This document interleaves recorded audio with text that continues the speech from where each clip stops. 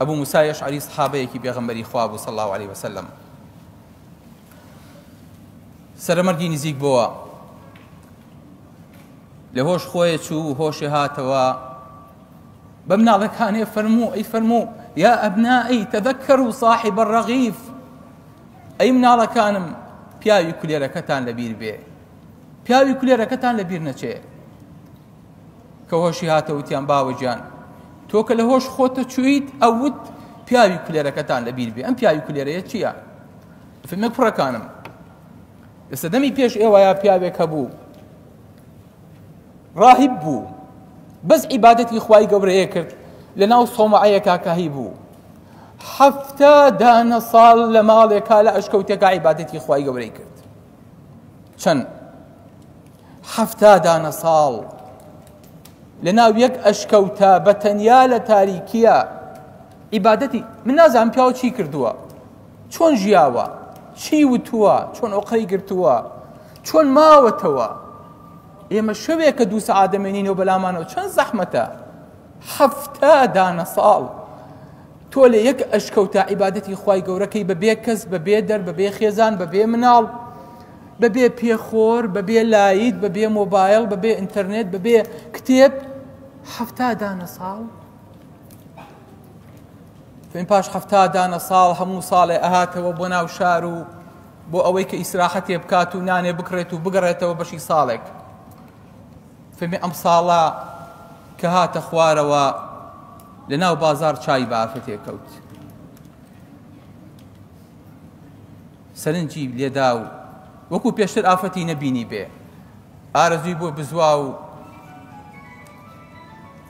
دوای ئافرەتەکە کەوت بۆ ماڵ پەنا ئەگرم بەخوا فەمێ 70 شەو لەگەڵم ئافرەتەیە مایەوە لە ماڵەوە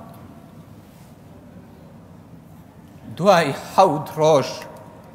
بیری کەوتەوتی خوایە من لە چیام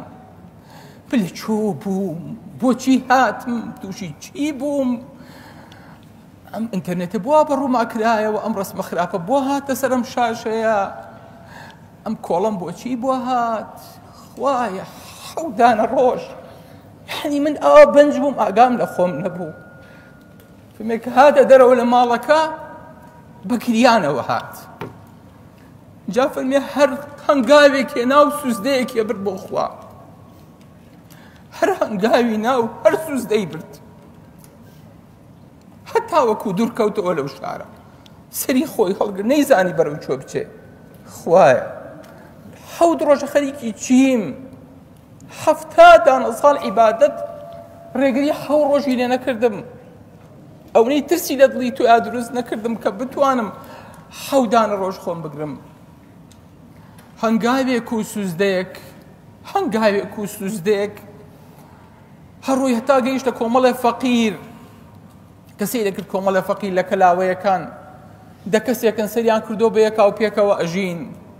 ئەمیش ئێوارە بوو خۆی کرد بەناو ئەوانە ئێوارە پیاوێک هات وەکو هەموو ئێوارەیەکی تر دەدانە کولێرەی بۆ فڕێدان ئەمیش دەستی گرتەوە کولێرەیەکی بەرکەوت نانێکی گەنمی بەرکەوت زۆری حەزدەی بوو زۆریش برسی بوو زۆری شیلاک بوو کابرا کە ویستی بڕوایەکێ لە فەقیرەکان وتی کابرا دەوڵەمەند ئەمڕۆ کولێرەکەی منت نەهێنا کوا کولێرەکەم تی دە کولێرم بۆ هێناوم هەر دە کولێرەکەی دوێنەیە من دە کولێرم بۆ هێناوم تی بەخوا من پێم بەرم نەکەوت ئەمیش زانی کولێرەکەی ئەو کەوتۆتە لای ئەم خۆی پێ نەگیرا کاکە ئەو کولێرەکەت لای منە ئەو کولێرەکەت خۆی بە برسێتی بەرەجاڵی بەنە ئەحاڵی ما ئێوە لەویانەیە ئەفەرمێ ئەو شەوە لە برسا یا لە ترسا یا لە سەرمایە یا لە هیلاکیە یا لە خەفەتا دڵی وەساو مرد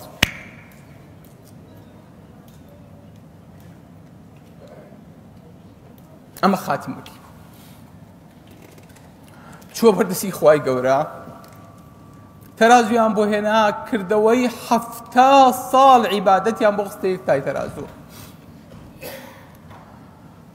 70 ڕۆژیشیان خستە تاکەی ترەوە